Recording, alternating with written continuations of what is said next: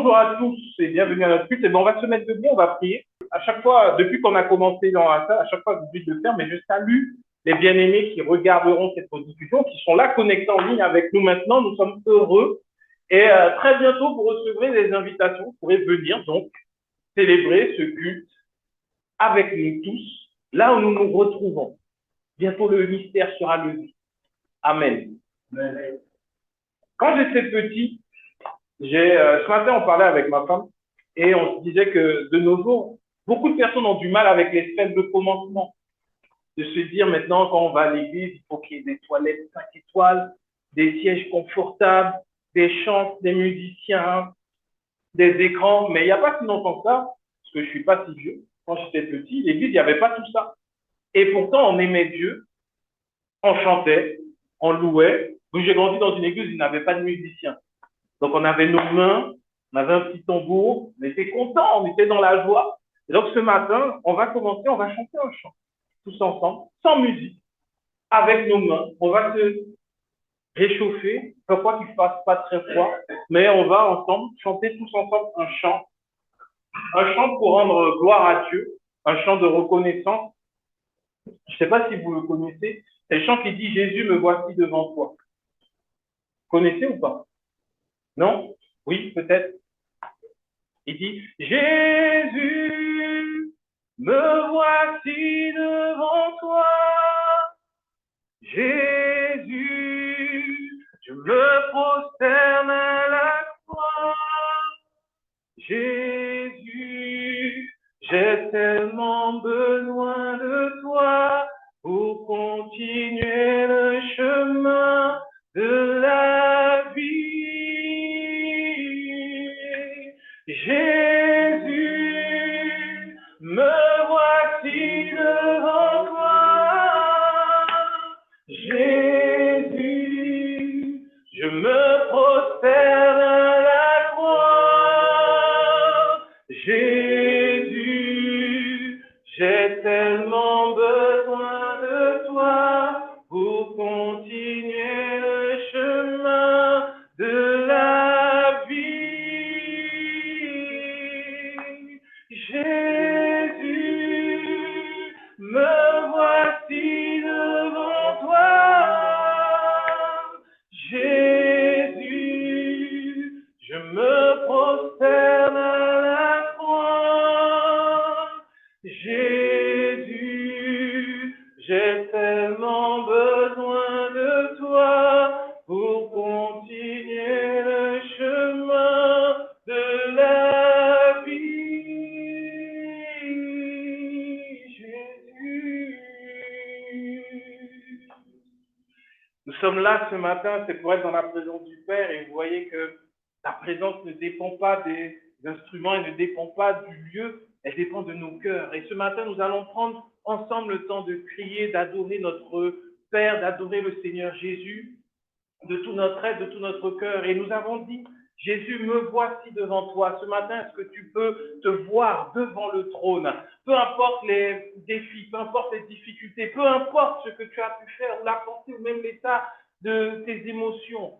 Ce matin, nous sommes devant le trône, nous sommes devant Jésus-Christ, notre Seigneur, celui qui a tout sacrifié pour nous. C'est devant lui que nous nous trouvons maintenant et que nous voulons faire monter notre reconnaissance, faire monter nos prières, faire monter le chant qui sort de nos cœurs. Alors, est-ce que nous pouvons ensemble élever nos voix maintenant et faire monter nos actions de grâce devant le trône, faire monter nos actions de grâce devant le Père? Est-ce que nous pouvons tous ensemble dire merci à notre Seigneur Jésus-Christ? Est-ce que nous pouvons élever nos voix tous ensemble maintenant dans la présence de notre Seigneur Jésus-Christ? Seigneur, merci encore pour ta présence. Merci pour ce que tu fais au milieu de nous. Merci encore parce que c'est toi qui nous as conduits aujourd'hui. La Bible nous dit que les pas du juste sont conduits par le Seigneur. Alors nous croyons que tu conduis nos pas et que nous sommes conduits en ta présence. Et dans ta présence, nous pouvons expérimenter les bienfaits de ta grâce. Parce que ta grâce nous suffit. Nous n'avons pas besoin d'autre chose. Nous avons juste besoin de ta grâce et de ta présence. Alors maintenant, nous voici devant toi. Nous voici dans ta présence. Nous voici prêts à abandonner tout ce que nous sommes, abandonner nos pensées, abandonner nos façons de voir, abandonner notre orgueil qui reste attaché à nous. Nous voulons tout déposer à tes pieds. Nous voici devant toi, tendre Père. Nous voici dans ta présence. Remplis-nous de toi ce matin. Remplis nos vies de toi. Nous avons besoin de toi. Nous avons besoin de toi. Oui, Jésus. Nous avons besoin de toi. Nous avons besoin de toi. Nous avons besoin de toi. Nous avons besoin de toi. Nous avons besoin de toi. Nous avons besoin de toi. Dis-nous, nous avons besoin de toi. Nous avons besoin de toi. Nous avons besoin de toi. Nous avons besoin de toi. Nous avons besoin de toi. Nous avons besoin de toi. Disons, nous avons besoin de toi. Nous avons besoin de toi. Nous avons besoin de toi. Nous avons besoin, Jésus, nous avons besoin de toi, mon Père, nous avons besoin de toi. Nous avons besoin de toi, nous avons besoin de toi, nous avons besoin de toi. Jésus, nous avons besoin, ce matin, nous avons besoin de toi, dans ta grâce, nous avons besoin de toi. Nous avons besoin, ce matin, nous avons besoin de toi. Nous avons besoin de toi.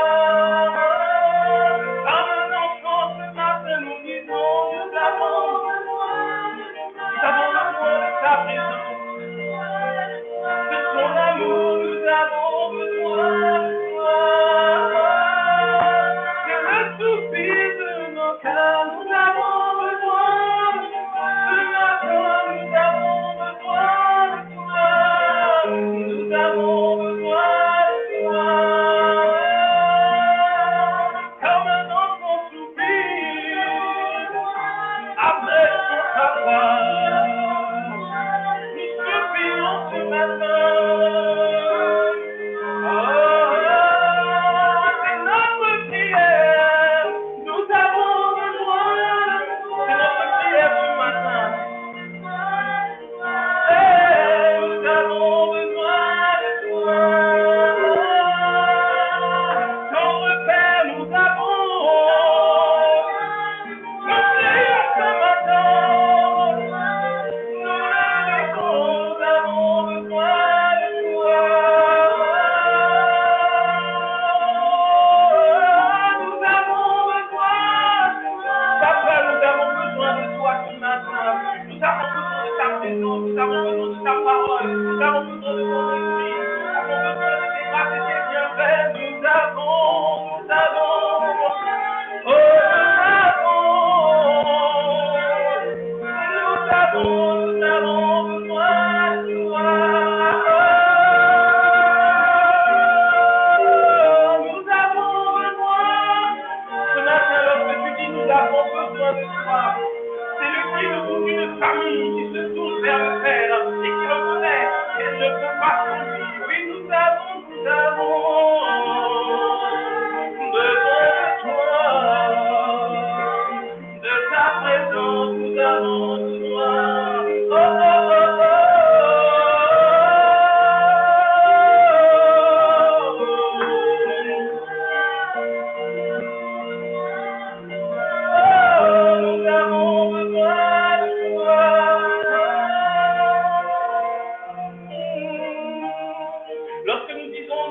besoin de toi. Nous sommes en train de faire monter une prière devant le trône, une simple prière qui est une action de grâce.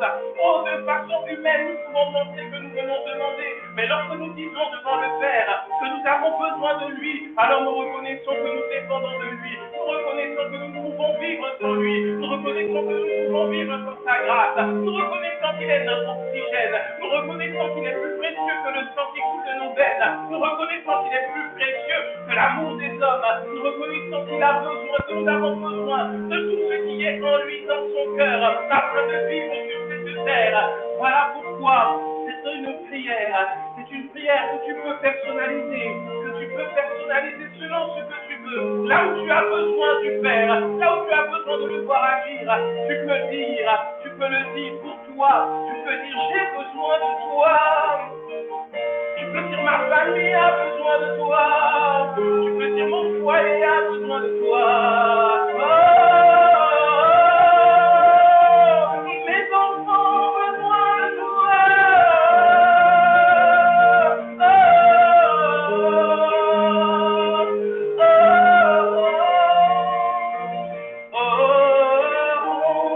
Tu peux le dire, dis-le de tout ton être maintenant. J'ai besoin de toi. Ma famille a besoin de toi. L'Église a besoin de toi. Ma santé a besoin de toi. Mon âme a besoin de toi. Nous pouvons mettre les mots que nous voulons. Maintenant, est-ce que tu peux lever la voix et parler et dire, quel est le domaine de ta vie où tu reconnais que tu as besoin de lui? Quel est ce domaine où tu reconnais que tu as besoin de voir le Père agir, de voir sa grâce se manifester? Est-ce que c'est dans la foi? Est-ce que c'est dans la santé? Est-ce que c'est dans la famille? Est-ce que c'est dans le travail? Est-ce que c'est dans les études? Est-ce que c'est dans ton âme? Est-ce que c'est dans tes émotions? Où as-tu besoin de lui? Nous avons besoin de toi. Élève la voix, élève la voix. Nous avons besoin de toi. Nous avons besoin de toi. Oh, oh, oh, oh, oh.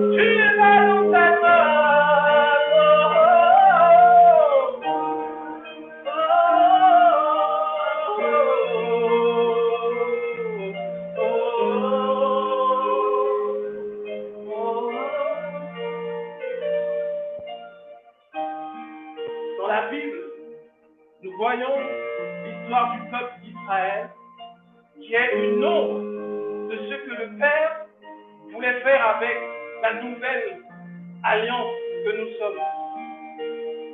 Et lorsque Israël s'est retrouvé devant le mur de Jéricho, le Seigneur leur a dit de garder le silence pendant 7 jours jusqu'à ce que lui leur dise de pousser des cris. Et à ce moment-là, les murailles de Jéricho, lorsque le peuple a poussé des cris, ces murailles sont tombées. Cela préfigurait la puissance de la prière sous la grâce. Non pas une prière qui soit poussée par notre peur, mais une prière motivée par la foi. Lorsque le peuple faisait le tour de la ville dans le silence, cela faisait taire toute voix de peur, toute voix de crainte. Cela faisait taire tous les doutes qu'ils pouvaient avoir. Ils faisaient le tour de la ville dans le silence. C'est ce que le Seigneur leur avait imposé. Et en Jésus-Christ, il nous dit aujourd'hui que nous devons garder le silence, car lui, il a combattu pour nous, et que nous n'avons plus à lutter, que désormais notre bataille, nos combats, c'est Jésus-Christ qui sont y chargés. Et nous n'étions pas là pour le voir. Lorsque lui l'a fait, nous n'étions pas là, alors nous ne pouvions pas parler. Et aujourd'hui, lorsque nous élevons la voix, c'est comme les cris du peuple devant la muraille de Jéricho. Ce sont des prières d'action de grâce, de reconnaissance, pour dire merci, merci pour la victoire de Jésus-Christ à la croix. Merci pour la grâce. Merci parce qu'aujourd'hui, il n'y a plus aucune muraille sur nos vies. Merci parce que désormais, nous avons la force dans la bataille. Merci parce qu'il est désormais au combat et que nous n'avons plus à lutter contre la chair et le sang, que nous n'avons plus à lutter de nous-mêmes parce que le Seigneur a tout accompli. C'est pour cela que nous rendons aujourd'hui, ce matin, cette action de grâce par nos soupirs et que nous disons tout simplement à notre Père,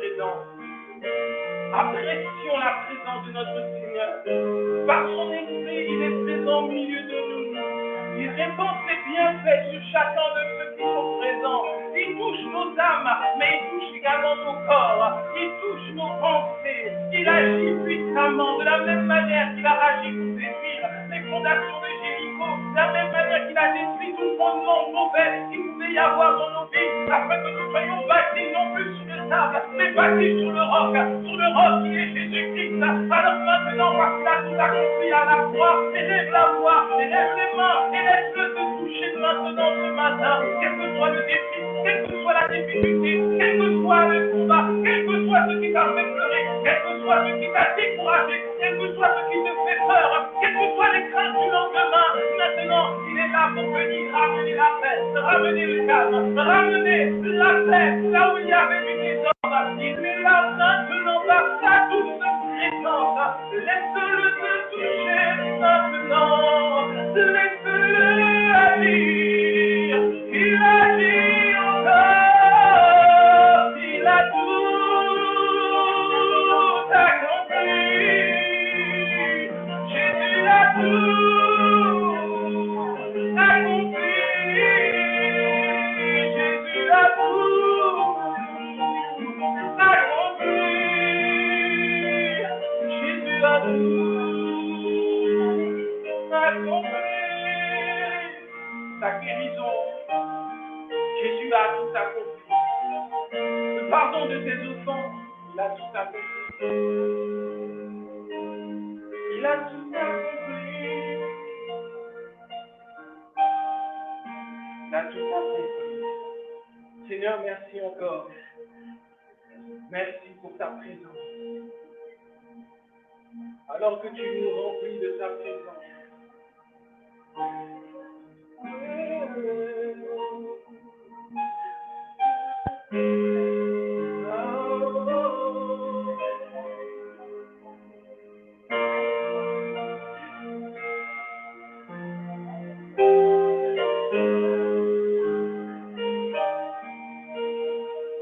Laisse-le agir maintenant.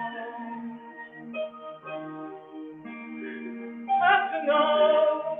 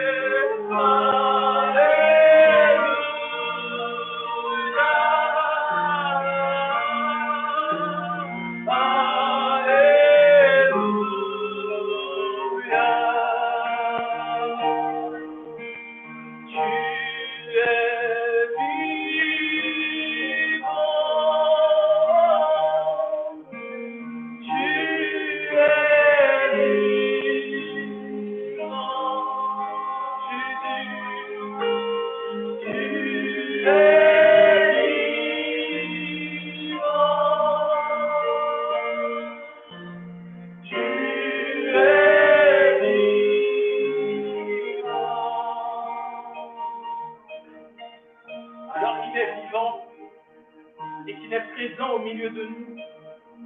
Je vais demander à tous ceux qui sont disposés à prendre le saint repas de se préparer. C'est dans cette même atmosphère de sa présence que nous allons recevoir son corps et son sang, que nous allons recevoir ce don merveilleux que le Seigneur nous a fait. Il nous a donné sa vie afin que par sa mort, nous soyons réconciliés avec le Père et que nous soyons enfants d'adoption et que nous soyons héritiers à la même hauteur que lui, héritiers de sa grâce, héritiers de sa vie, héritiers de sa santé, héritiers de sa présence, héritiers de l'amour du Père. Cet amour manifesté envers nous à la croix. Alors maintenant, alors que nos yeux sont tournés vers la grâce et vers la croix du Seigneur Jésus, est-ce que nous pouvons réaliser simplement pour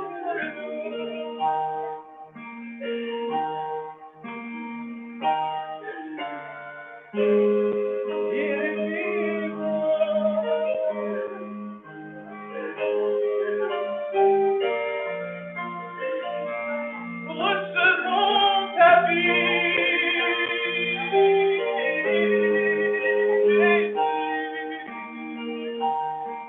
Car à la croix, le Seigneur Jésus a pris sur lui nos péchés. Il a pris nos fautes, nos transgressions. Lui qui n'avait jamais commis de péché. Lui qui était sans faute, lui qui était pur. Agneau de Dieu. Il est venu en sacrifice sur cette terre afin que lorsqu'il meurt, nous puissions recevoir la vie. C'est pour cela que lorsque Jésus-Christ lui-même a révélé le mystère de la Sainte Seine à Paul, il a dit que toutes les fois que nous allons boire de cette coupe et que nous allons manger de ce pain, nous allons annoncer sa mort jusqu'à ce qu'il vienne. Sa mort était la promesse de Dieu envers l'humanité, la promesse de son amour. La promesse de l'amour de Dieu a été manifestée par la mort de Jésus-Christ à la croix. Car il est écrit qu'alors que nous étions encore pécheurs, rebelles, éloignés de Dieu, Dieu nous montre son amour, nous prouve son amour en offrant son Fils unique, afin qu'à la croix, nous soyons tous pardonnés, réconciliés avec le Père. Ce matin, nous voulons prendre ensemble le corps du Seigneur Jésus.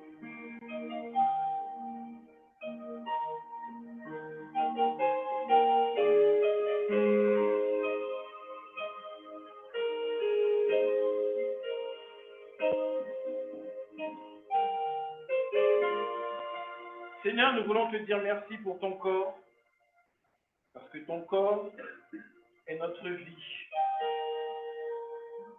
Ce matin, nous te rendons grâce, parce que par tes meurtrissures, nous sommes guéris. Et nous déclarons maintenant que quelconque maladie, quelconque douleur, quelconque difformité, anomalie, impossible aux hommes de guérir, toi, tu les as guéris il y a 2000 ans à la croix. Lorsque tu as donné ton dos, afin que par tes meurtrissures, nous soyons guéris. Nous déclarons en prenant ton corps que nous sommes guéris par les meurtrissures de Christ et qu'aucune maladie ne peut demeurer là où il y a la vie de Christ. Prenons ensemble maintenant le corps du Seigneur Jésus.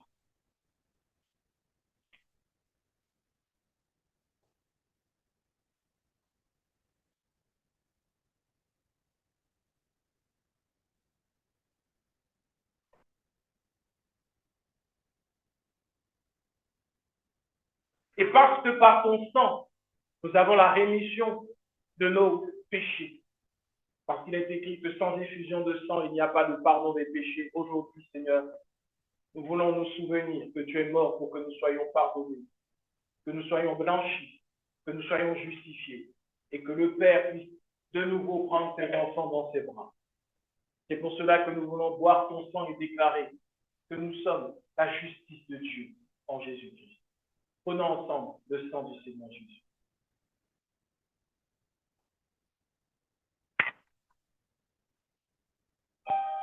Merci Seigneur Jésus. Merci pour ton corps. Merci pour ton sang. Merci pour la vie que tu nous donnes maintenant. Et nous la recevons pleinement de toi.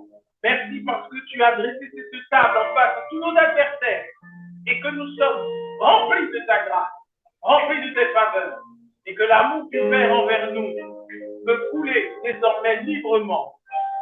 C'est pour cela que nous te rendons grâce, que nous te prions avec reconnaissance et avec joie et que nous disons Amen, Amen et Amen.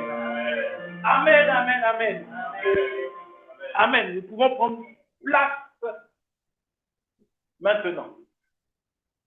Amen, ça va? Amen. Nous sommes heureux et reconnaissants de ce que le Seigneur fait au milieu de nous, surtout quand on ne perd pas son temps et qu'on vient dans ta présence. Amen. Amen. Bon, bénissons le Seigneur. Il y a un chant qui disait, il change l'hiver en été, l'automne est un nouveau printemps. Pour ceux qui connaissent ce chant, on le vit aujourd'hui. À l'époque, c'était un chant, on te disait, sans Jésus, mon cœur est... Oh, voilà, c'est ça. Et donc, là, maintenant, l'hiver est vraiment changé en été. L'automne, c'est un nouveau printemps, puisque j'ai chaud. On est le 30 octobre. Je me rappelle, il y a 18 ans, quand j'ai mis le premier pas ici sur le territoire métropolitain, c'était le 2 octobre, le 3 octobre. Il faisait froid quand même. Là, il fait bon, il fait doux, il fait chaud. Écoutez, on va profiter. Hein. Dieu est bon envers nous. Amen. Donc, la semaine dernière, précédente, nous avons vu ensemble de qui es-tu l'enfant? Qui s'en souvient? Oui? Non? Personne? Amen. C'est ça. Amen, amen. De qui es-tu l'enfant? Nous sommes toujours sur cette série d'enseignements sur les actes de la foi, en fait. Nous sommes toujours sur ces enseignements et on avait vu que Jésus avait donné cette parabole, on avait vu ça c'était dans le livre de Matthieu 13, du verset 24 au verset 30, où Jésus donnait cette parabole où il parlait d'un homme qui se met de la bonne semence dans sa terre, qui se met une bonne semence et que dans la nuit, son ennemi est venu, il a semé du mauvais grain, il a semé de l'ivraie. Et au final, quand tout a poussé, on a vu qu'il y a eu du blé, qu'il y a eu du vrai et les serviteurs de cet homme lui ont dit, mais qu'est-ce qu'on fait? Est-ce qu'on coupe maintenant les mauvaises herbes? Qu'est-ce qu'on fait, maître? Et le maître leur a dit, non, ne coupez pas parce que vous pourriez éventuellement, lorsque vous voulez couper l'ivraie, vous pourriez couper du blé également. Et donc, ce serait une perte. Et si tu es dans le commerce, en termes de rendement, on ne peut pas accepter des pertes. Donc, du coup, il a dit, laissez croître en même temps, laissez-les pousser ensemble, et au moment de la moisson, on va séparer, on va prendre le temps de séparer le bon grain de l'ivraie. Et après, il va donner l'explication. Il va expliquer que, en fait, c'est le Père, Dieu, il sème des fils du royaume, c'est-à-dire des personnes qui ont foi en Jésus-Christ, qui viennent sur la terre pour parler de Jésus-Christ, pour que nous soyons encore des disciples de Christ, que la foi soit répandue partout où il y a des enfants de Dieu. Et une fois que ça s'est fait, le diable également, il sème quelque part des enfants, les fils du malin. Mais ces enfants-là, le diable ne pouvant rien produire, le diable ne peut pas créer. Ne nous faisons pas avoir par les mensonges du diable. Le diable ne peut rien créer. Il est voleur, il est menteur. Donc si un jour tu deviens star de la danse, du chant, ça sera pour les plus jeunes, et on te dit, viens, je vais te faire devenir riche, mais à condition que tu signes avec ton sang un pacte bizarre, sache que tu n'auras pas une richesse créée par le diable. Le diable vole. C'est un menteur. Il n'est pas créateur. Un seul l'est. C'est notre Père, Dieu. Il est créateur. Et donc, si lui est créateur, ça veut dire que les enfants que le diable donne, les fils du diable, sont des enfants quelque part d'adoption. Le diable cherche qui il peut adopter. N'aie pas peur, ce ne sera pas toi par la grâce de Dieu, parce que tu es dans la foi. Mais comment il va faire pour adopter? Merci de me poser la question. Donc, il va adopter par le mensonge. Et celui qui va accepter le mensonge du diable va devenir enfant du diable. et enfants du diable. Ce qui est étonnant, c'est que Jésus dit qu'il faut les laisser croître en même temps, laisser pousser en même temps. Ce qui veut dire qu'on va avoir beaucoup d'œuvres faites par les enfants du diable qui vont pousser en même temps que l'œuvre de Dieu avance. Et l'histoire nous le prouve. On voit que dans l'histoire, si tu prends un jour le temps d'étudier l'histoire de la chrétienté, l'histoire du protestantisme, par exemple, tu verras qu'il y a toujours eu, et même dans la Bible, il y a toujours eu des mouvements contestataires à l'œuvre de Dieu. Il y en a toujours eu. Donc, il y a toujours des personnes qui viennent propager un mensonge au nom de Dieu, plutôt que d'accepter la parole qui vient de Dieu, cette parole qui est une personne qui est Jésus. Et c'est ce que Jésus va dire aux pharisiens. Il va leur dire, mais vous dites que vous êtes les enfants d'Abraham, sauf que vous n'acceptez pas ce que je vous dis. Or, moi, je connais le Père, je viens du Père, j'ai été envoyé par le Père, et vous dites que vous êtes enfants d'Abraham et que vous n'agissez pas comme lui. Parce qu'Abraham, lui, il a marché dans la foi. Et c'est ainsi qu'aujourd'hui, l'évangile va être transformé. Et plusieurs deviendront enfants du diable par adoption, des fois par méconnaissance ou tout simplement par intelligence en face de ceux qui savent très bien qu'ils sont dans le mensonge. Quel type de messages peuvent être des messages qui nous font devenir enfants du diable? Tu as beaucoup de questions aujourd'hui, c'est bien. Donc, ces messages-là, ce sont les messages qui vont faire que le focus, que le zoom, que le point central ne sera plus Jésus, mais ce sera tout autre chose. Et Jésus ne sera plus ce que nous recherchons, ne sera plus la personne que nous recherchons, mais Jésus va devenir un moyen d'accéder à ce que nous voulons. Ça se traduit par quoi? Si tu veux avoir la victoire dans tous les domaines de ta vie, ne peut être retardé par les esprits de retard. Qui a entendu parler des esprits de retard? Non, disons, les hommes inventent des choses. Un esprit de retard. Tu ne veux plus être volé par un esprit de vol. L'esprit du goudron, celui qui retient tes pieds, tu es toujours en retard. Il y a toujours des choses comme ça. J'invente parce qu'on n'accuse personne, bien sûr, mais si tu veux donc la victoire contre l'esprit des ampoules, qui fait qu'à chaque fois que tu allumes une lampe, pouf, ça s'éclate. Il y a des gens qui vivent ça, vraiment. Donc, si tu veux la victoire comme ça, il va falloir que tu pries au nom de Jésus, mais surtout que tu fasses, je sais pas, des alliances, que tu fasses le tour du quartier, que tu sèmes de l'huile sur le chemin, que tu mettes de l'huile sous tes chaussures tous les matins avant de sortir. Si tu glisses, c'est que l'esprit n'aura pas réussi. Enfin bref, plein de choses comme ça. Ça fait que tu vas prier au nom de Jésus, mais tu ne cherches plus Jésus, tu cherches à arriver à la finalité de la victoire sur les démons. C'est donc te faire oublier ou ne pas voir la parole. C'est pour ça que la Bible dit si notre évangile est voilé, il est voilé pour ceux qui périssent. On met un voile devant ceux qui cherchent Dieu par des messages mensongers. Et ce voile fait qu'au final, ils sont donc légitimement utilisés par le diable qui les ment. La vérité, c'est que Christ a gagné le combat face à toutes sortes de démons, de retards, de goudrons, de montagnes, de plaines, de nuages, de feuilles. Tu peux inventer le démon de tout ce que tu veux. Jésus a gagné. Donc, s'il a gagné, il n'y a plus de combat, il n'y a pas d'intermédiaire, il n'y a rien à faire. Et ce qui est triste, c'est de voir aujourd'hui sur les réseaux sociaux, il y a tellement de personnes qui font tellement de choses pour avoir des bénédictions, avoir de l'argent, avoir... On ne va pas en parler là parce qu'on pourrait prendre tout le temps pour le faire. Et il ne reste plus beaucoup. Donc, c'est ainsi qu'on finit par devenir, sans le vouloir parfois, enfant du diable. Et c'est pour ça que Jésus dit, que le maître de la moisson dit, de ne pas les couper, de ne pas couper l'ivraie. Parce qu'on pourrait se dire, mais Dieu pourrait détruire tous ceux qui mentent et il n'y aurait que la vérité sur la terre. Oui, mais parmi ceux qui sont dans le mensonge, ils ont été égarés dedans. Et ce n'est pas de leur volonté. Ils ne voulaient pas ça. Eux, ce qu'ils cherchent, c'est une relation avec le Père, avec Dieu, se sentir bien, se sentir en bonne santé et vivre une vie paisible, simple.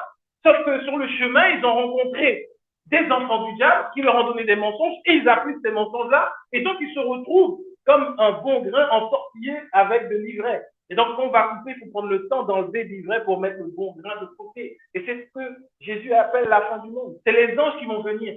Et eux, ils vont se séparer.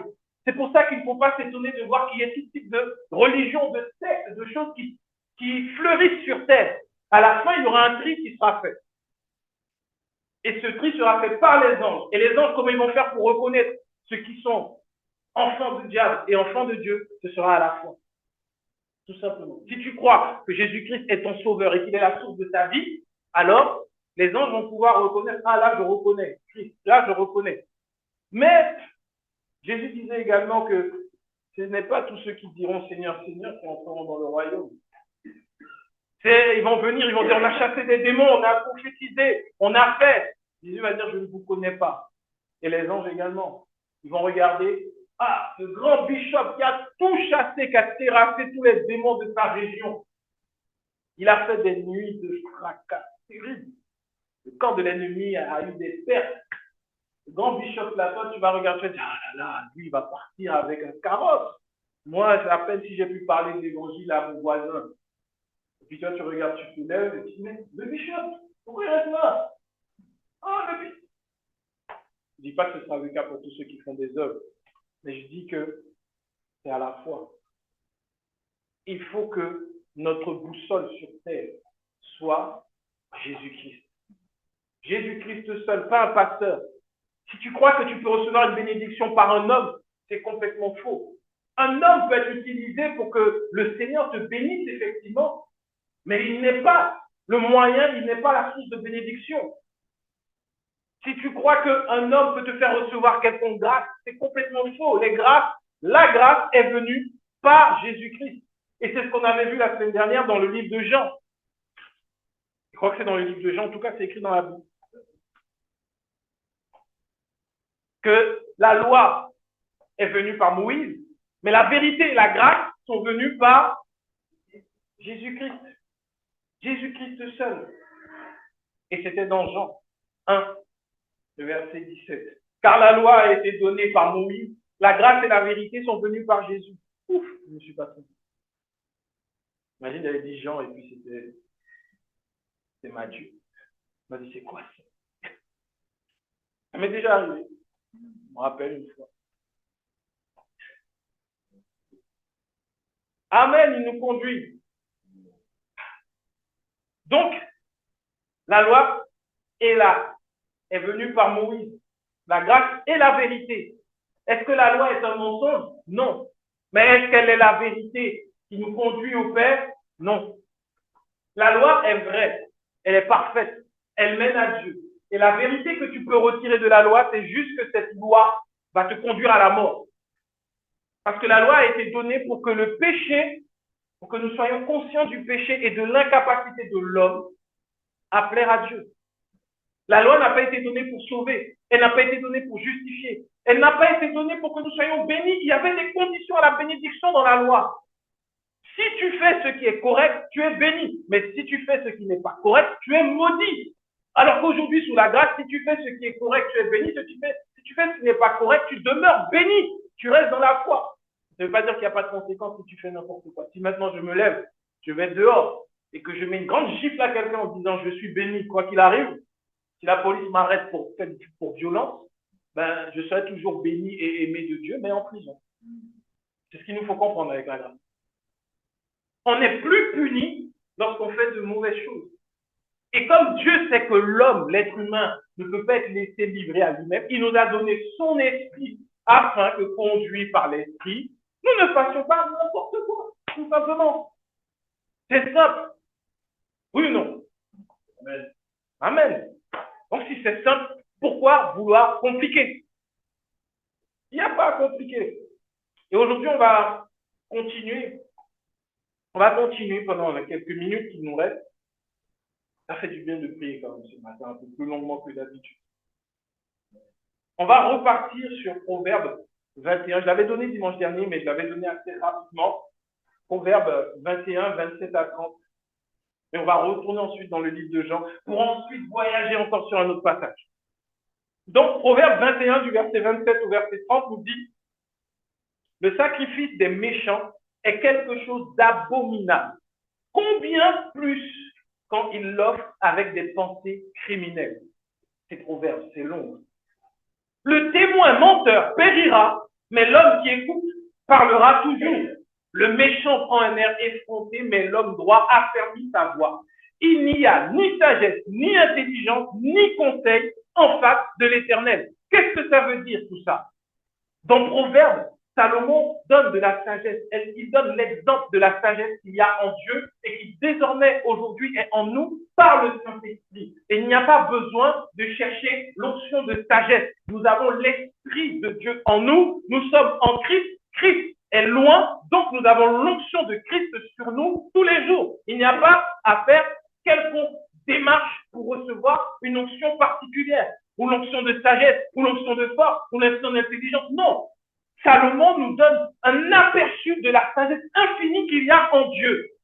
Et il dit là, il donne des paroles qui sont à la fois des paroles de sagesse, mais des paroles prophétiques qui déclarent que le sacrifice des méchants est quelque chose d'abominable. Combien plus quand il l'offre avec des pensées criminelles.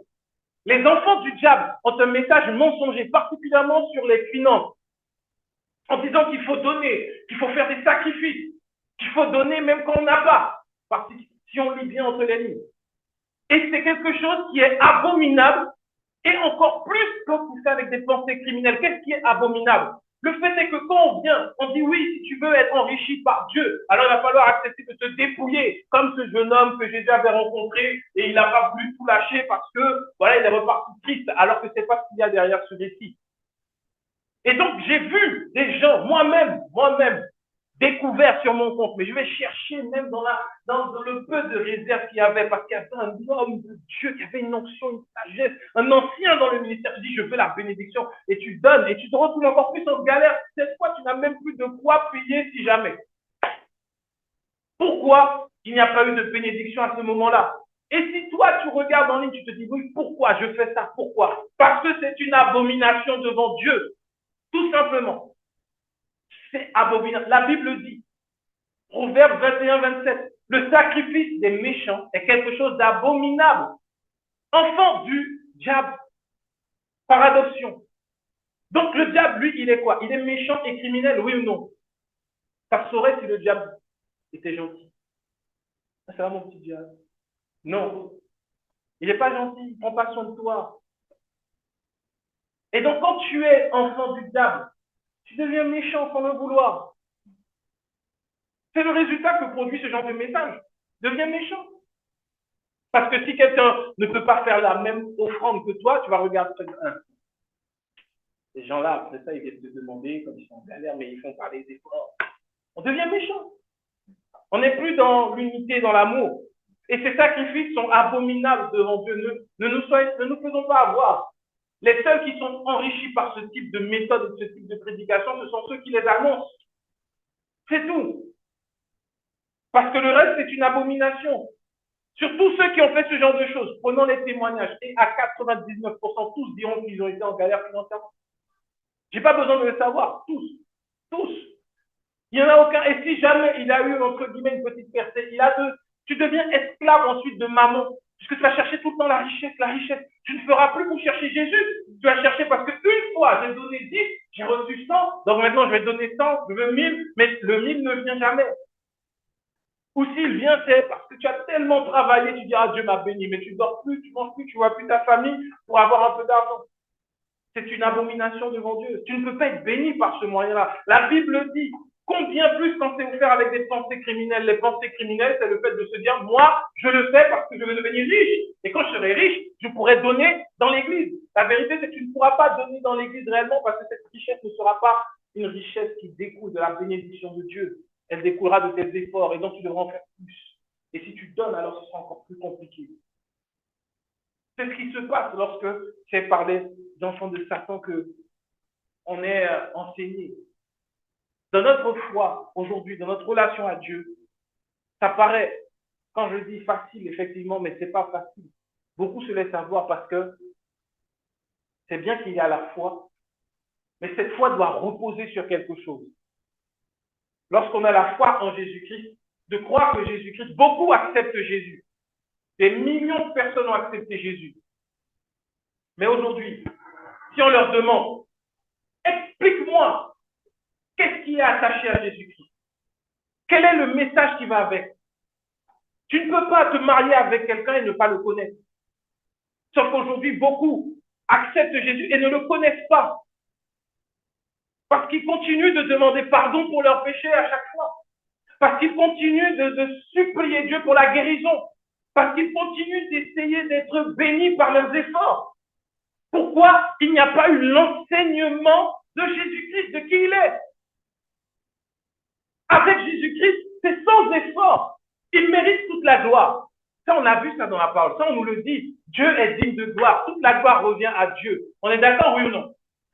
Toute la gloire revient à Dieu. Alors laisse-le tout faire. Arrête de faire. Laisse-le tout faire. Il veut toute la gloire. Alors qu'il fasse tout. Et toi, tu dis, ben, lui, c'est pas moi. Tout simplement. Sauf qu'on rend toute la gloire à Dieu, mais attention, tu dois le faire par le jeûne, par la prière. On rend toute la gloire à Dieu. Ah, mais tu dois, je sais même pas encore quel sacrifice tu dois faire. Ça va pas ensemble. Toute la gloire revient à celui qui a tout accompli. Oui ou non? Alors, s'il y a une bénédiction dans ma vie, je peux dire quoi? Gloire à Jésus.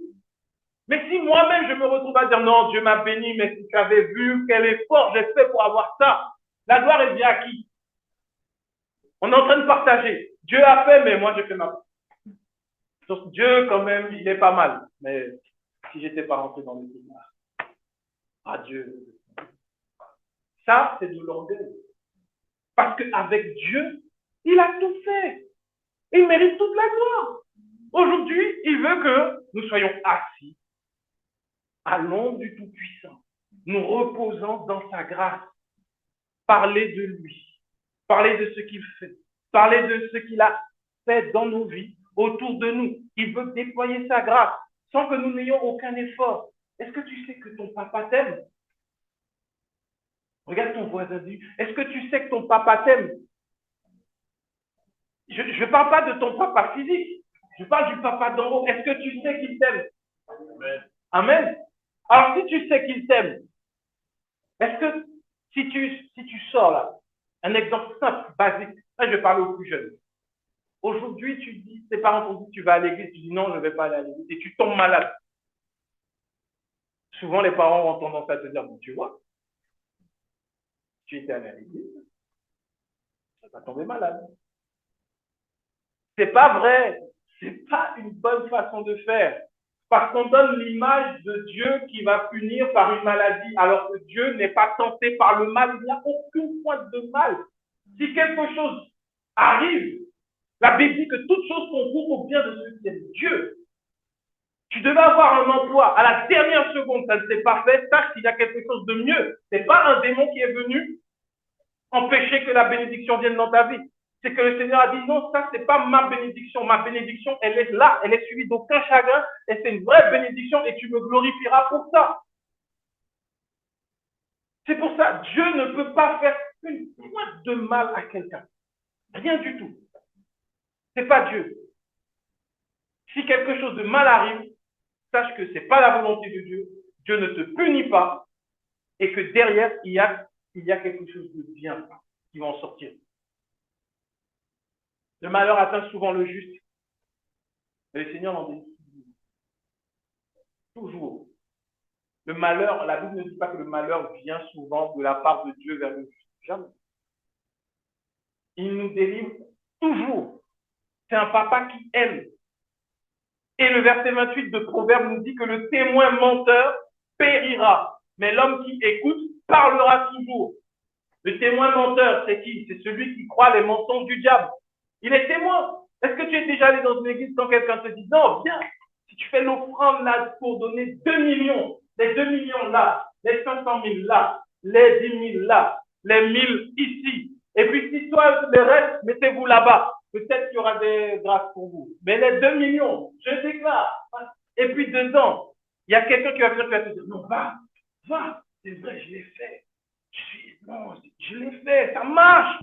C'est un témoin menteur. C'est un témoin menteur. Et la Bible dit qu'il périra. C'est confirmé ce que Jésus a dit. À la fin, on prendra l'ivraie, on va le jeter au feu. C'est ça, périr. Tu peux voir la personne vivre sur la terre, vieux, mourir. Mais la véritable mort, c'est à la fin. C'est pas quand tu vas fermer les yeux sur la terre. C'est à la fin. Et le témoin menteur périra. C'est pour ça que le juste vivra par la foi, et que le bon combat dont Paul parlait à Timothée, c'est le combat de la foi. Parce que c'est un combat de nos jours de demeurer sur Jésus-Christ l'a fait pour moi. Quand aujourd'hui tu as plein de solutions. C'est un combat de dire je crois que par Jésus-Christ, je serai conduit sur de bonnes voies. Je crois que mes enfants iront bien par la grâce de Dieu parce que je crois en Jésus-Christ. Oui, mais ton enfant fait n'importe quoi. Je crois en Jésus-Christ. C'est lui qui le garde et le conduit. Moi, je l'ai éduqué dans les voies du Seigneur. Et le Seigneur, il est fidèle à ses promesses. Alors, ton compte, il est à découvert. Qu'est-ce que tu vas faire? Est-ce que tu vas faire? Je crois en Jésus-Christ parce qu'il ne m'a jamais abandonné. Ça, c'est le véritable combat. Ah oui, on a dit qu'on veut te virer au travail parce que le patron, il n'aime pas ta tête. Il va falloir que tu pries vraiment. Je crois en Jésus-Christ. Je reste en paix. Et je bénis cet homme, ce patron. Parce que la Bible me dit, Jésus me l'a dit, de prier pour ceux qui me persécutent. Merci de me donner un sujet de prière en plus. Ça, c'est plus dur. De regarder celui qui t'a fait du mal, de penser à lui et de dire, Seigneur, je prie pour lui. Il m'a blessé. Parfois, il m'a même blessé dans ma chair. Mais Seigneur, je prie qu'il soit béni. Ça, c'est le véritable combat. C'est facile de dire, ah, maintenant, Satan, je te chasse, feu, tout ça. Que tous les ennemis meurent. Ça, c'est pas un combat. Ça, c'est de la folie. Mais de dire, lui, il m'a blessé. Lui, il m'a humilié. Lui, il m'a fait mal. Papa, je te prie de le bénir. Bénis ses affaires. Bénis ses enfants. Qu'ils puissent te rencontrer et expérimenter les mêmes grâces que moi, tu me donnes en tant que tes enfants, en tant que ton enfant. Je prie maintenant que cet ennemi, Seigneur, il te soit acquis. Et je l'aime dans le nom de Jésus-Christ. Ça, c'est le plus dur de tous les combats. J'ai rencontré des personnes experts du combat spirituel, mais incapables de pardonner à leur ex-mari parce qu'il leur a fait souffrir, ou à leur ex-femme. J'ai rencontré des personnes qui prêchaient, qui annoncent l'évangile, mais qui ont une douleur au-dedans d'eux et qui ne peuvent pas pardonner. Pourtant, ils font du bien autour d'eux. Ils aiment les autres d'apparence, mais à l'intérieur, c'est mort parce qu'il y a ce manque de pardon. Là se joue la vie. Là, c'est le véritable combat.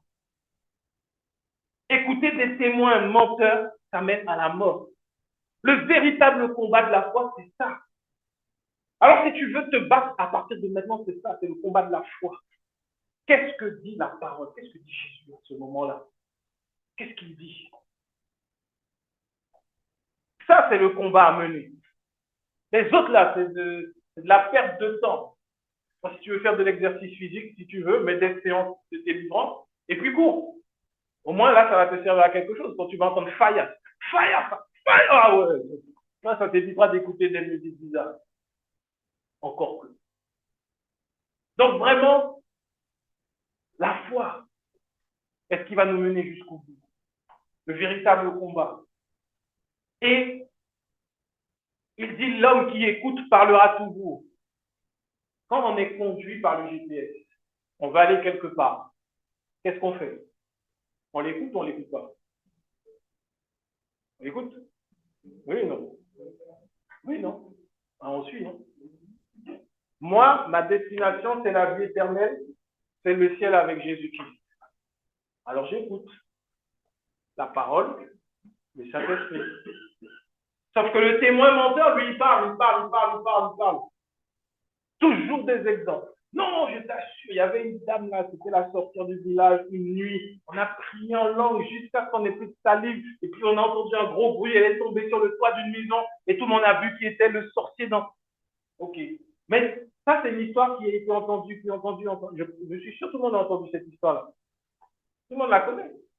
Et il y a toujours un témoin pour dire ça. Oh, toi, tu pries pas. Non, tu vas prier dans ton quartier là, tu sais pas.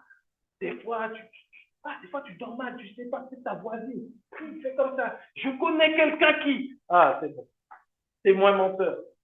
Parce que la vérité, c'est que toi-même, tu n'as rien vu. Non, mais tu vois un petit rat passer, tu dis, ah, il sort de Jésus. C'est juste un rat.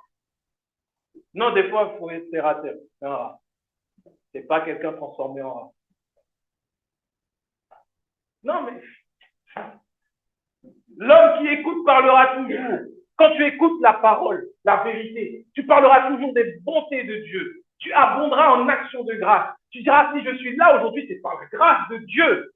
Lorsque tu es conduit par l'Esprit, comme le Seigneur a fait, nous sommes conduits par l'Esprit, le Saint-Esprit. On a vu comment Ceux qui étaient serviteurs de Dieu dans l'Ancien Testament ont pu opérer par l'onction du Saint-Esprit. Aujourd'hui, on a l'Esprit de Dieu dans sa plénitude. Il nous conduit. Et si nous sommes conduits par lui, il nous conduira toujours sur le chemin, la vérité et la vie. Et on ira toujours jusqu'au bout. Et avec ça, tu ne peux pas avoir peur. Si Jésus arrive aujourd'hui, tu ne vas pas te dire, non, j'ai des péchés cachés. Non, tu n'as pas peur, tu es en paix parce que tu sais que Dieu ne regarde pas à ta perfection, mais il regarde à la perfection des œuvres de Jésus. Et si toi, tu regardes à Jésus, tu es en lui. Et si tu es en lui, alors il reviendra te chercher.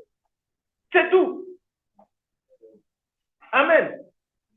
Et c'est ce qui nous mènera jusqu'au bout. Donc, celui qui écoute, on est trop attaché à l'apparence, à ce que les gens font. Il vient à l'église, il vient pas à l'église, on ne le voit pas pendant un mois, il a rétrogradé. On est trop attaché à ce genre de choses.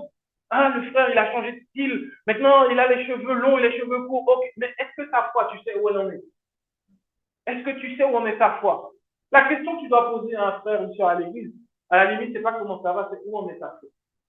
Est-ce que tu crois toujours que Jésus-Christ est Seigneur? Est-ce que tu crois toujours en la grâce de Dieu pour toi? Est-ce que tu crois toujours que par Jésus-Christ, tu as tout ce dont tu as besoin? Est-ce que tu le crois fermement? Quand tu vas voir quelqu'un qui est dans la difficulté, tu dis, c'est bon, ça va. Où en est ta foi? Et là, tu verras, tu seras étonné des réponses des fois. Les gens vont te dire, ah, tu sais, des fois, je me pose la question, est-ce que Dieu m'aime vraiment? Mais c'est tellement difficile, c'est par quoi je vis, c'est par quoi je passe. Je n'aurais jamais imaginé passer par des moments aussi durs lorsqu'on m'a dit que Jésus-Christ allait changer ma vie en 3 semaines. Je ne pensais pas que la 4e semaine allait être aussi dure. Il n'y a pas de foi. C'est pour ça que ce n'est pas la prérogative d'un pasteur, d'un évangéliste, d'un apôtre, d'un prophète de parler de Jésus-Christ. Nous tous, quand on expérimente la grâce, on peut partager cette grâce. Parce que lorsqu'on vit la grâce, là où on est, le Seigneur lui-même agit par son esprit et les gens sont attirés comme par un aimant et ils viennent te voir et tu ne sais pas pourquoi, ils commencent à se confier à toi et au bout d'un moment, ils disent, mais j'aime bien être dans ta présence parce que franchement, tu es calme, tu es zen, tu es détendu, à chaque fois que tu viens, tu as des bons conseils. Franchement, comment tu fais pour endurer quand je vois tout ce qu'il fait et tout. Quand tu vois c'est comme ça, c'est la grâce de Dieu qui parle. Le chemin est favorable. Et tu sais, en fait, si je suis comme ça, c'est pas moi. C'est parce que j'ai foi en Jésus. C'est lui qui fait moi. Ah, moi, si c'est pour moi, j'étais colérique. Moi, non. Mais c'est Jésus. Tu veux la même paix? Je vais te raconter quelque chose. Je vais te parler de Jésus. C'est tout. C'est pas compliqué. Alors, sois détendu quand tu vois les gens avec les flyers dehors. Toi, ton flyer, c'est toi-même. La grâce de Dieu personnifiée. Je suis la justice de Dieu sur la terre. Je n'étais pas bon. Je n'étais pas destiné à vivre. Christ m'a aimé, m'a sauvé. Peu importe mes péchés. Aujourd'hui, si je suis là, si je vis, c'est Christ qui vient. C'est pas moi. Non, si je suis beau, c'est Christ. Sinon, j'étais moche. Non, j'étais laid. T'imagines même pas. Christ est venu, il m'a changé. Chirurgie esthétique divine. Amen. Donc, si tu es moche, non, je rigole. Donc, en Jésus-Christ, nous avons la paix, nous avons la joie. Je vais avancer depuis tard, mais je reste encore sur Proverbe. Dans quelques minutes. Le méchant prend un air effronté, mais l'homme droit affermit sa voix. Et on va au verset 30, il dit, il n'y a ni sagesse, ni intelligence, ni conseil en face de l'Éternel. Ni sagesse, ni intelligence, ni conseil en face de l'Éternel, en face de notre papa. Dieu n'a pas changé. Il n'y a toujours ni sagesse, ni intelligence, ni conseil devant lui. Donc, je t'invite, mon frère, ma soeur, à fuir les endroits où on va te donner de la sagesse, du conseil et de l'intelligence. Dieu n'est pas là. Viens, je vais te donner les 127 clés pour réussir dans le monde des affaires. Viens, je vais te donner toutes les marches qu'il faut gravir. Merci. Toutes les marches à gravir pour arriver à influencer tous ceux qui sont autour de toi. Viens, je vais te donner les différentes stratégies de combat pour pouvoir éliminer les démons ancestraux. Après, je vais te donner toutes les alliances. En fait, ça, c'est de l'intelligence, c'est du conseil, c'est de la sagesse humaine. Et ça ne tient pas devant Dieu. Ça n'a aucune valeur, ça ne tient pas. Donc, si tu entends un jour qu'ici, on fait un séminaire, les 5 clés de la grâce divine, ne viens pas. c'est ma sagesse. Il y a une seule clé, c'est Jésus-Christ. Il n'y en a pas 5, on n'a pas 7, c'est Jésus-Christ. On prêche et on parle de Jésus. C'est tout. Donc le jour où la folie me prend et que je dis, aujourd'hui, séminaire spécial, des finances en bonne santé par la grâce, 15 clés, intervenants, tel entrepreneur, tel grand PDG, ne viens pas. Maintenant, je le dis, même pendant 10 ans, ne viens pas. On ne sait jamais. Ça, c'est une preuve. C'est ça qu'on va me montrer ça si un jour je veux ça. Seigneur, je me veux. Amen. Amen. Et on va finir avec un passage, Romains 3, 19 à 31. Et ce passage va servir d'introduction à la suite. Comme je disais, il nous faut la foi. Et je crois que depuis le début que nous sommes là, nous avons parlé de l'importance de la foi. Maintenant, on va voir l'objet, ce qui est l'objet de la foi, ce qui est le cœur de la foi, ce sur quoi la foi doit reposer, sur Jésus-Christ, bien évidemment. Maintenant, on va voir plus en détail. On va voir avec plus de détails. Donc, Romains 3, 19 à 31 nous dit, or, nous savons que tout ce que dit la loi, elle le dit à tous ceux qui sont sous la loi, afin que toute bouche soit fermée et que tout le monde soit reconnu coupable devant Dieu. Car nul ne sera justifié devant lui par les œuvres de la loi, puisque c'est par la loi que vient la connaissance du péché. C'est clair? Ça, là, tu dois le surligner dans ta bouche. La connaissance du péché vient par la loi. Au verset 21, il est écrit, mais maintenant, sans la loi, est manifestée la justice de Dieu, à laquelle rendent témoignage la loi et les prophètes. Justice de Dieu par la foi en Jésus-Christ pour tous ceux qui croient. Je redis, justice de Dieu par la foi en Jésus-Christ pour tous ceux qui croient. Il n'y a point de distinction. Car tous ont péché et sont privés de la gloire de Dieu. Et ils sont gratuitement justifiés par sa grâce, par le moyen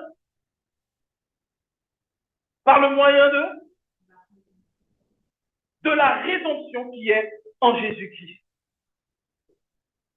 Gratuitement justifié par sa grâce, par le moyen de la rédemption qui est en Jésus-Christ.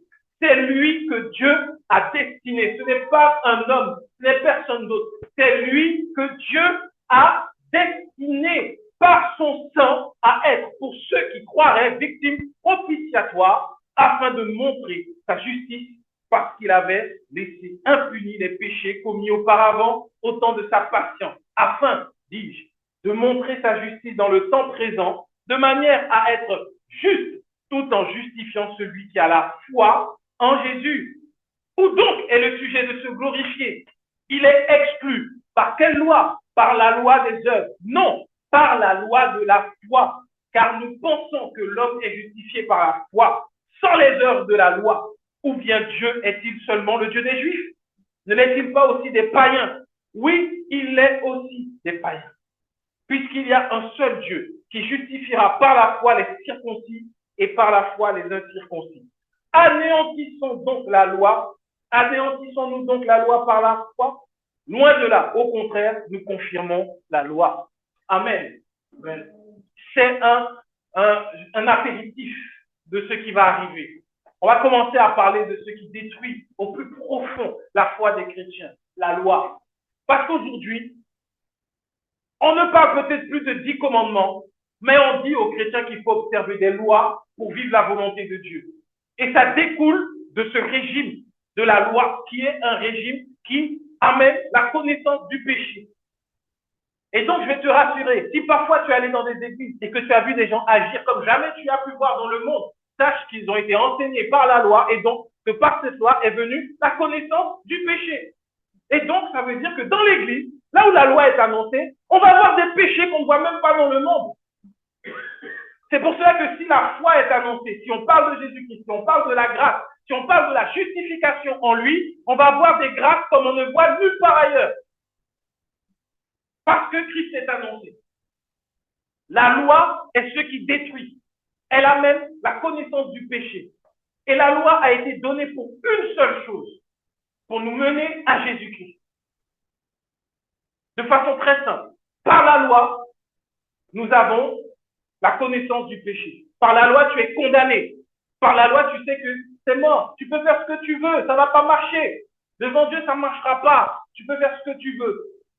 Mais par la foi, tu sais que tes limites, tes faiblesses, Christ les a prises. Et que par ta faiblesse, aujourd'hui, il se glorifie. Et maintenant, il est ta force. Et on est justifié par la foi. Par la foi. La loi. On verra dans les semaines à venir comment, subtilement, la loi est toujours là. Comment les pharisiens sont encore là dans le corps de Christ. Comment, à chaque fois, ça détruit des vies, ça détruit des destinées, ça détruit des appels, ça détruit énormément, puisque la loi ne peut conduire qu'à une seule chose, la mort. Il n'y a que la foi qui conduit à la vie. Que la foi. La foi en Jésus-Christ, la foi dans la grâce qu'il y a en Jésus-Christ. Qu'est-ce que la grâce? Bonne question. Médite dessus, moi je vais le faire aussi. Amen. Amen. Amen. On peut se tenir debout, on va prier pour rendre grâce à Dieu. Seigneur, merci encore pour ta présence au milieu de nous. Merci pour cette parole que tu nous envoies afin que nous puissions réaliser que notre source, c'est toi, notre vie, c'est toi, qu'il n'y a pas d'intelligence, de sagesse, de conseil devant toi, mais qu'en toi, nous pouvons tout recevoir pleinement par Jésus-Christ, par la foi en Jésus-Christ. Nous prions que ces paroles puissent être attachées, gravées sur les tables de nos cœurs et que par ton esprit, nous soyons conduits tous les jours, de grâce en grâce, de faveur en faveur, de gloire en gloire, et que cette vie que tu veux pour nous sur cette terre, nous puissions l'expérimenter en attendant d'être tous ensemble dans ta joie, dans ta félicité pour l'éternité. Merci encore pour qui tu es et pour ce que tu fais, tendre Père, dans le nom puissant de Jésus-Christ. Amen. Amen. Amen. Alors, quelques instants encore avant de passer aux offrandes, on va se préparer pour nos offrandes. Est-ce que vous connaissez le chant qui dit « Je suis béni » Non, vous ne connaissez pas? Je suis un peu trop... Non, en fait, je suis béni, chaque jour de ma vie, je suis béni. Le matin quand je me lève, et lorsque je dors la nuit, je suis béni. C'est tout. Bon, c'était célèbre dans les années 80, 90. Non, on ne connaît plus les chants comme ça. Je suis béni, chaque jour de ma vie, je suis béni. Le matin quand je me lève, et lorsque je dors la nuit, je suis béni encore, je suis béni. Chaque jour de ma vie, je suis béni. Le matin quand je me lève, et lorsque je dors la nuit, je suis béni. Je vis la grâce, Chaque jour de ma vie, je vis la grâce. Le matin quand je me lève, et lorsque je dors la nuit, je vis la grâce. Encore une fois, je vis la grâce. Chaque jour de ma vie, je vis la grâce. Le matin quand je me lève, et lorsque je dors la nuit, je vis la grâce. Oh, je vis la grâce, je vis ta grâce, je vis ta grâce. Chaque jour de la vie, je vis ta grâce. Le matin quand je me lève, et lorsque je dors la nuit, je vis ta grâce.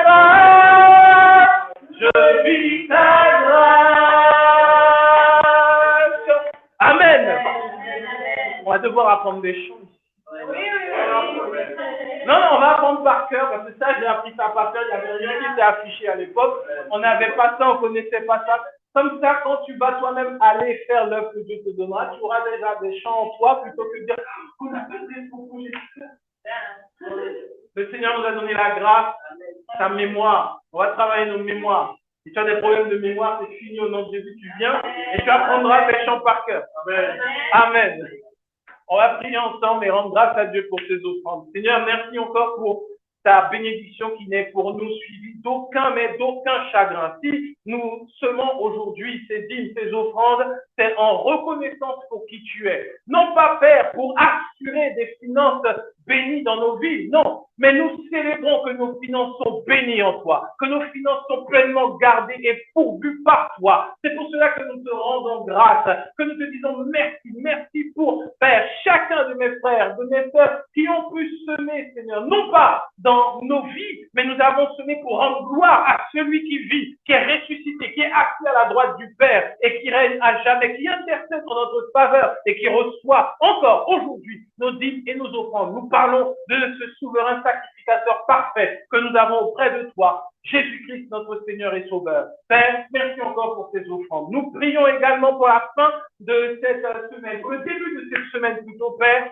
que tes bénédictions puissent nous accompagner, nous poursuivre dans tous les domaines de nos vies, partout où nous allons. Que ta grâce, Seigneur Dieu, puisse irradier, telle, Seigneur, la lumière au milieu des ténèbres, et que nous puissions marcher de grâce en grâce, de faveur en faveur, et que ton nom et que toi seul sois glorifié dans nos vies. Merci encore pour ce culte d'aujourd'hui. Nous te bénissons, nous t'exaltons et nous te rendons grâce dans le nom puissant et merveilleux de Jésus et nous disons Amen. Amen. Amen. Amen. Très bon dimanche à vous tous. Dieu vous bénisse. Soyez bénis également vous qui suivez en ligne. À bientôt et nous vous donnerons l'adresse bientôt.